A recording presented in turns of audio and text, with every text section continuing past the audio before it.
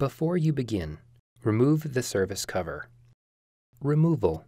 Remove the two 5mm P1 Phillips head screws identified with the keyboard icons that secure the keyboard to the base enclosure. Place the notebook on its side and open the display panel.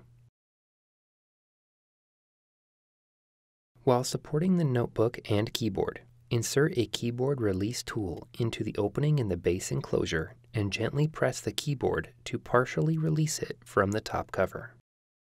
Turn the notebook right side up.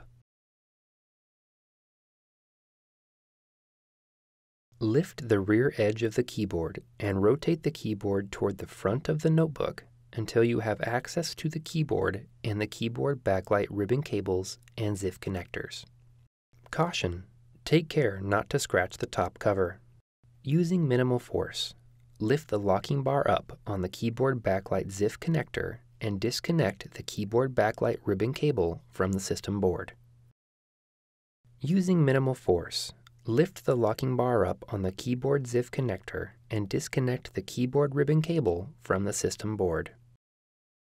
Remove the keyboard from the base enclosure. Reverse this procedure to install the keyboard.